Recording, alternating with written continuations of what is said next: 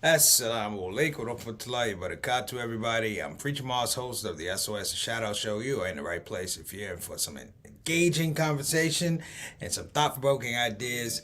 Listen, we are stripped down, and let me tell you exactly, guys, what's going on, so it's not a surprise here. I woke up this morning thinking I was going to get up and go run and do a couple miles. Looked at my email, a comedy tour that had been proposed was kind of like up in the air due to COVID. All of a sudden it was on, and then I found out that I have to be on a flight tonight at 8 o'clock going to Sydney, Australia. So I'll be there. If this works out, I'll be in Sydney, Australia, Friday, Saturday. I'll be there through March the 7th. But we'll be broadcasting the show. We'll work it out. Even if I got to get up at like 2 in the morning, we will make it happen. Because Satan is like, I ain't doing no shows. No, I'm just kidding. So I just want to give a shout out. Also, I want to give a heartfelt shout out to my aunt, the owner of BeFinanciallyIndependent.com, who was felled earlier this morning with some issues, some health issues. She was hospitalized. So, Big Auntie want to make sure we give you some love and duas.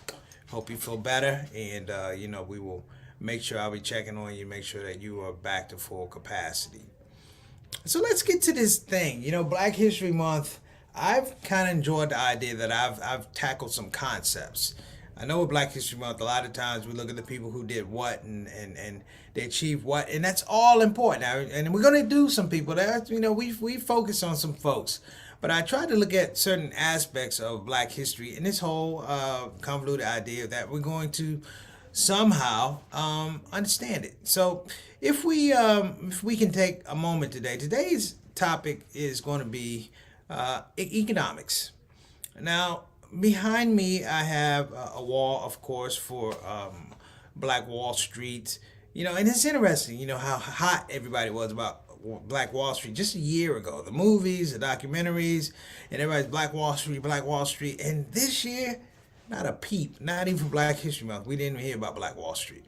And I do have a theory about why that is, brothers and sisters. But what I want to get into today is the whole idea of black economics. Something that was missed about the significance of Black Wall Street is really what I want to tie into today. And I really want to start talking about how we, as a foundational people that have literally had to get it from the mud because the laws weren't there to encourage business for African Americans, we had to find a certain pathway, if you will, a certain, I want to say, different gear in terms of getting ourselves to the marketplace and being competitive. And I think that's something I'm going to talk about today, about getting to the marketplace and being competitive. If you think about it, what is the miracle that you are sold in the marketplace and then you find yourself competing in the marketplace? I want to look at that type of spirit, brothers and sisters. That it. Because in terms of black business, we have always had the it, but the problem is we always give it to somebody else, and they do whatever they want to with it, and when they finish, they give it back to us. So, in that space today, I want to take a couple minutes to lay out an argument, if you will, to lay out a very simple argument, to lay out what I think can be some contextually meaningful resources as to how we get ourselves out of a particular situation. And then I also want to talk about how do we advance ourselves? How do we go from this space that we're in to advancing? I always felt that black economics belied something, and it belied the fact that it did not really count on traditional measures in terms of survival and evolution. I joke. I think I told this joke. I don't know if I told it, but what? It not even a joke. Someone asked me when my high school graduation party if I like watermelon. I said I didn't like watermelon. My grandmother was really really upset, and I realized that it was more so than just eating watermelon. Somebody hit me to the fact that coming out of the antebellum South, coming out of slavery, coming through Reconstruction, that the growing of watermelon was actually very profitable. and it was something that African Americans, newly freed African Americans, were able to excel in. And selling that watermelon, that fruit, if you will, allowed him to do other things and expand it in other business. So, for those who were offended about me talking about watermelon, you understand what I'm coming from. So I apologize. We're gonna get this ball rolling because we have a lot to talk about today. We're talking about understanding our Black history. We're gonna get to economics. As the kid said, get in the bag. Preacher Moss, let's roll.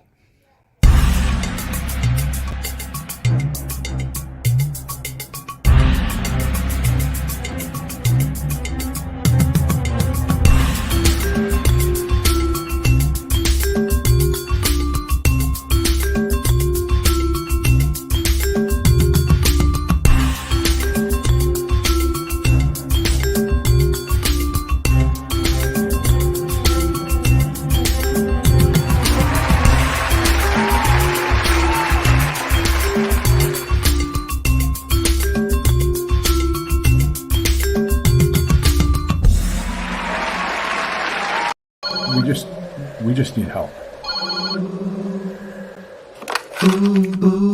Imagine if there wasn't an olive branch. Muslim Family Services at your command. The people who help people have to say, we need your donations, don't delay. We all have struggles from time to time, but leaders dedicated is what you find. Before another person sheds a tear, support Olive Branch, you don't have to fear. Olive Branch Muslim Family Services. Action you can see, compassion you can feel. Sing it with me. Ooh. Ooh. All right, we're back. Again, a shout out to Aunt Maxine. We want to make sure that you're doing all right at George Washington Hospital. Much love from your nephew. Okay, brothers and sisters, so before I get into it, we always talk about economies. Like, you may not really understand this, but the Shout Out Show, the Shout Out Show family, the Shout Out Show soldiers represent a particular type of economy. You could say it's social media, if you will. You could say it's journalistic capital, but actually, no. If I were to, in some regards, empower every person in the Shout Out Show with a particular skill or a particular trade or a particular type of marketable item, I guarantee that those people in the right juxtaposition, the right alignment, can turn around and make money.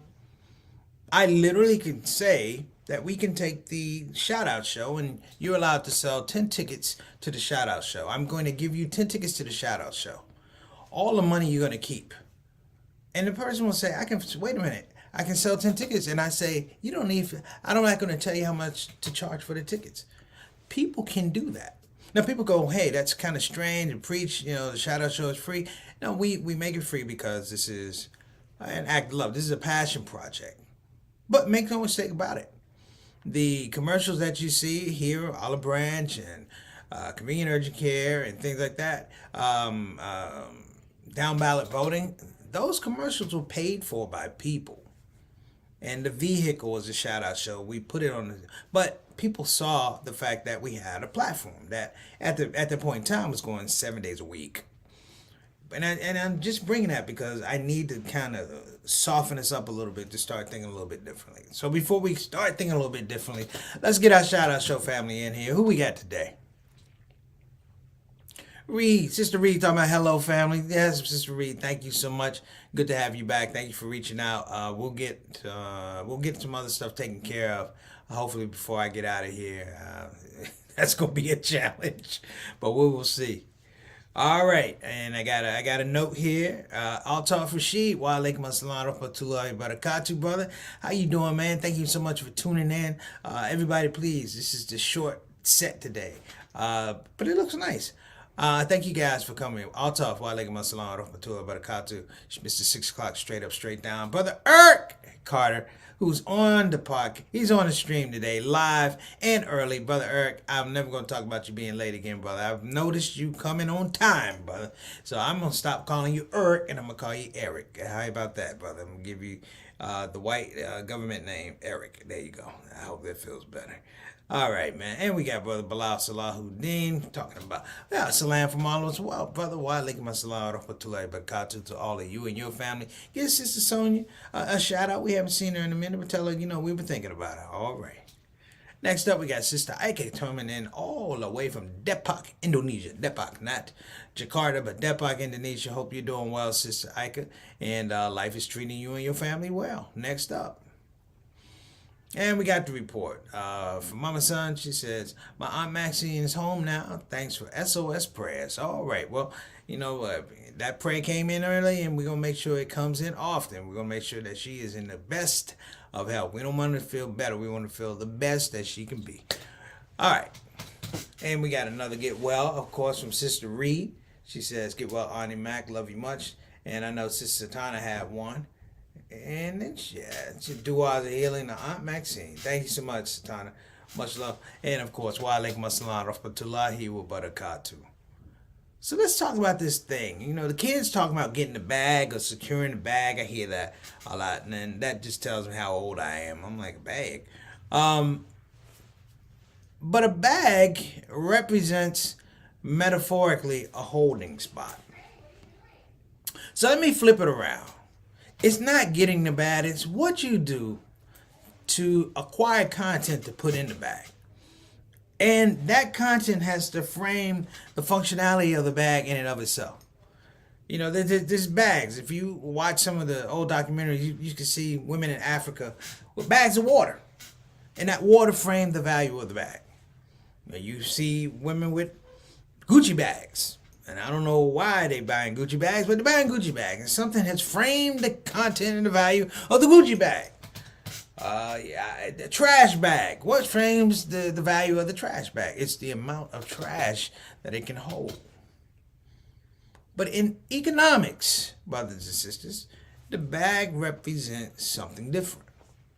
Each bag has its own DNA in the context of how it works with a financial structure. Whether it's media, whether it is banking, whether it is land, real estate, they all have a certain nomenclature in the context of how it's transferable. And for African Americans, brothers and sisters, what we overlook with Black History Month talking about economics is we're not looking at the fluidity and the amount of money that goes in and out of our hands. Where does it flow? How does it come back to the community? How are we able to leverage that money? Instead of, I'm going to pay $100,000 for a $100,000 house, how can I leverage $10,000 and still get the same $100,000 house? These are the questions that you begin to ask. And for a lot of reasons, brothers and sisters, we're not necessarily told about economics. Same way we've talked about technology, if you will. Technology and economics are based upon principles of who gets there first. And the people that get there first in terms of economics and economic opportunities, by merit and by habit most of the time, they're not really privileged to share with other folks. Let's be honest. Poor folks don't hang out with rich folks. Rich folks don't hang out with poor folks. Many of us, the first time we actually ran into somebody that really had a lot of money, a lot of times it's at college. You know, you say in the neighborhood, well, you know, you ran somebody that had a lot of money in the neighborhood, either they were a heck of an entrepreneur or they were a drug dealer. And their money was suspect. But even the drug dealer had a philosophical understanding of how you accrue money. These are not dumb young men. These are not simpletons. These are very complex individuals. Now, the product is illegal. The product is illegal. Why is the product illegal? Because they understand that the law has said it's illegal. And for many of us, we deal with the fact that the law, in terms of African Americans earning, owning, and acquiring, has been problematic for quite a number of years. You know, one of my favorite heroes is a gentleman named Reginald Lewis. He wrote the book, Why Should All the White Boys Have Fun, talking about economics. And he said one of the things that was really, really troubling is he got to a space and he realized that the information that he had, even if he gave it to a lot of African Americans, they weren't in a position, if you will, to really, really take advantage of it. Thus, he began the process of bringing in a lot more African Americans, and you would see people that were running American Express, and they were African Americans because he brought them in. You know, one of the things we need to do is when we take our children, if you will, to the store. Do not take the children to the front of the store. Arrange it maybe that you take them to the back of the store. And what happens in the back of the store is the merchandise comes in, but it's not, brothers and sisters, priced. It has a tag, but it doesn't have a price. And the fact that these people can go and put a price on it, knowing that we're going to attach a value to it, it's almost like heroin or crack. We are addicted to valuation. I'm going to give a shout out to JT, we are addicted to valuation, and even more so, I think we're addicted to bad valuation. Buying things that are overpriced. Why are we buying things that are overpriced? Because a person says this is what it costs. If you don't like it, they kick rocks, but it's not even kick rocks in economics. It's that you can broker, if you will, broker pricing. You can broker deals. You can actually look at the fact that land is a commodity. Like jewelry is not a commodity, but gold is. You see what I'm saying, brothers and sisters? You got your gold around your neck is not like gold on a trade on a trade site. Platinum around your neck is not the same as platinum's being traded on Wall Street. And these things, brothers and sisters, I think personally, are the stuff that holds us back. Clearly, some of the people who have been amazing entrepreneurs, outstanding entrepreneurs, suffer from something that, and I'm going to say this, they suffer from the fact that they're not supported. They're not necessarily supported. They're not necessarily supported. And it's almost heretical how we treat some of these big folks that actually start the same place we start. They work up, they're successful, they have businesses, but when they come back, they don't know us because we're not on a trajectory with them. We find ourselves falling into things. Listen, my grandfather and my uncle said something that was very hurtful to me when I was a very, very young kid. I get it now, because I couldn't see it in myself. My grandfather told me, whatever you're going to do, boy, you better do it well. He said, because I can't find a white man and his right man is going to hire you to do anything. He said he couldn't think of a white man in his right mind that was going to hire me. Okay, here's the deal. He was right. He was 100% right. I haven't been able to work for a white man my whole life and haven't tried. Okay, I'm going to give that up for Grandpa. But here's the thing that I want you guys to think about as we go to the break. What is it that holds us back from creating our own economic models, revenue generators?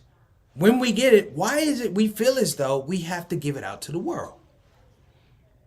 You work to build something and you take it here, believing that somehow that system that's denied you is going to be fair when you bring something that's innovative, that's creative, that's groundbreaking, that's revolutionary.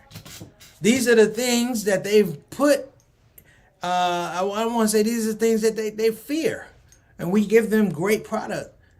And they fear the ingenuity. They fear the innovation. And somehow we're still having conversations with them. We're going to talk about that when we come back here on the Shout Out Show.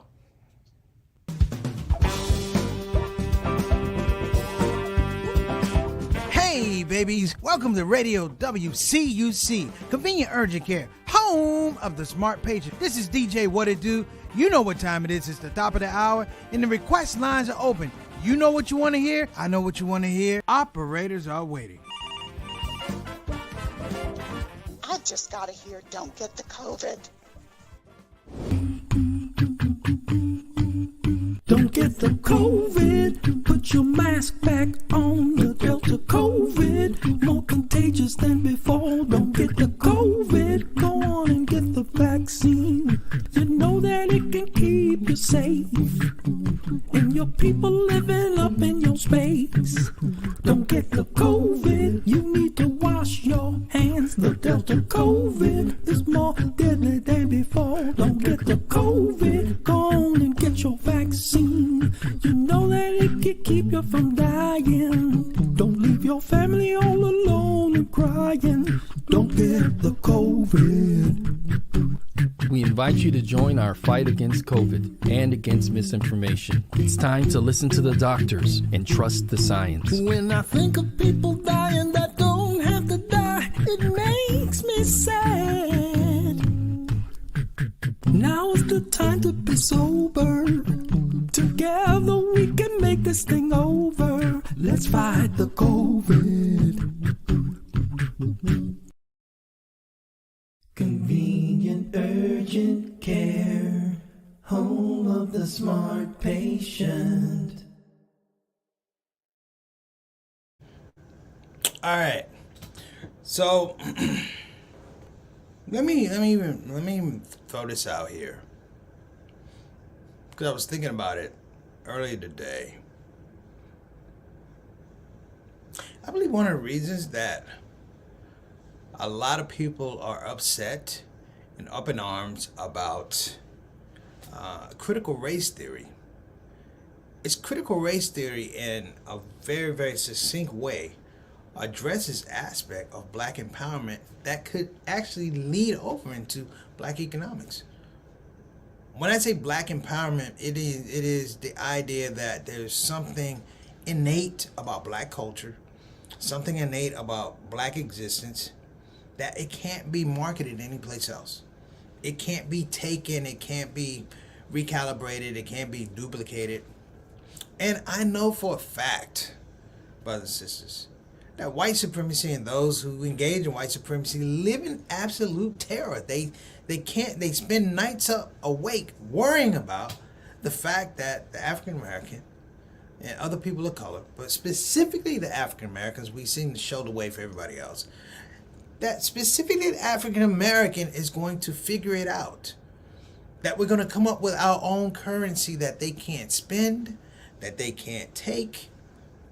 The DNA of that intelligentsia, if you will, the intellectualism that used to be back in the 30s and 40s in the Renaissance days, and it peaked a little bit in the Black Panther days, and after the Reagan years it was kind of cast aside. But there was that thing about the black businessman.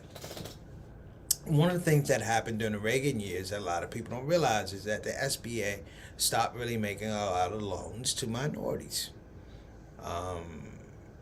Not until maybe this year with COVID did people actually receive large loans that in many regards were generational.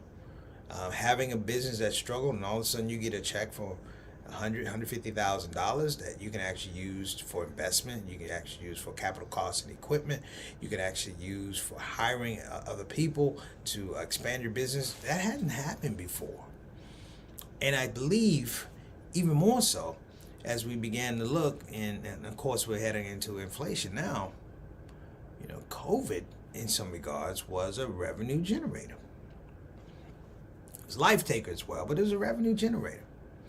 My question is, with all of these things, we see economic models that are not inclusive of us at the beginning of the funnel or the end of the funnel, not inclusive of us. When we get money, oftentimes it's like the person happened to be in the right place, the right time, but I will also add they spend a lot of time trying to be in the right place in the right time. It seems to me, brothers and sisters, that folks are beginning again to wait on African Americans to come up with the newest thing and then capitalize on it. Case in point, you've heard me talk about NFTs, and I will have a very important announcement about NFTs next month. But you heard me talk about NFTs and the democratization of the entertainment business and things like that. A couple of things happened around the Super Bowl. Snoop Dogg, Calvin Brodus, he actually bought the record label back of Death Row Records. And he has a song back on Death Row. It's a company with like a documentary. It's like, I don't know, 55 minutes. It's very laid out. And he definitely leveraged his appearance on the Super Bowl. But what he did was interesting. And several artists had done this. Wu-Tang Clan comes to mind. But several artists had did this. What he did was he made an announcement that he was going to release a drop of 25,000 NFTs. Now, 25,000 NFTs. This is him saying, I'm going to drop new music in my NFT. Each NFT was $5,000. Now you say, oh, he didn't sell all 25,000 NFTs, but do the math. He sold almost 4,500 NFTs. And if you start doing the math, that's a little under $44 million. What do we learn here? First, Snoop Dogg was very, very careful. He understood, I'm going to own my masters. I own my music. So when you put the music out, there's no one else to put their hand out. Hey, Snoop, I'm the distributor. Hey, Snoop. And what I like about it is the people who buy these NFTs for $5,000, they're going to hold value, and they're very certain, very confident that the NFT is going to grow. So if you put in $5,000, it might jump to $15,000. So you see how the crypto game works. It's a little down right now. Thank you, Russia. But my point is, if you really, really, really start looking at what he did, the question is, it's not particularly original. The only thing that separates him from us is the initiative to do so, to think a little bit more creatively, but also to think strategically. Because what Snoop Dogg did, and I want this to be very clear, what he did was he cut out the distributors, he cut out the managers, he cut out all the A&R people, and all that money came to him. Now, let's give a little credit where it's due. It may be said that good old what's his name? Oh my gosh, Master P started talking about business and real estate and things like that, and it was a good talk. I really enjoyed Master P. But the fact that the guy just took a technology that's relatively new and flipped it into $44-some million off of music, if he put it on Apple, which he will maybe, but if he put it on iTunes or Spotify and he'd have never got that money. And what I like about it is he didn't ask people's permission. When you're going for the bag, do us a favor, brothers and sisters. If you have a tremendous idea, don't ask for permission. Don't worry about, oh, I got to get the money and that, and they don't put, no. Good ideas will find money. Look at this guy. What did he really do with an NFT? It might have cost him, I don't know, $5,000 really put that whole thing together. Now he's sitting on $44 million. Why can't that be you? Why can't that be us? You know, but it's also a community too. And I'm going to talk in depth about our communities, how we can get together and coalesce and make money. So listen, I'd love to stay here, brothers and sisters, but I got a flight to catch. Excuse me. Inshallah, I will see you on Monday. God bless you. Thank you so much. Much love, Maxine. There you go. All right. Thanks, Mom. Appreciate you. We'll see you guys on the other side Monday. Tuesday. I guess I'll see you Tuesday. Thursday. I got to see him on Thursday. Sorry, Satana. I'll work it out. I'm tired. Okay, so I got to go. So, Satana, let's go ahead and roll because your brother is tired heading on this whole 16, 19-hour flight. But God bless everybody. Assalamu alaikum wa rahmatullahi wa barakatuh.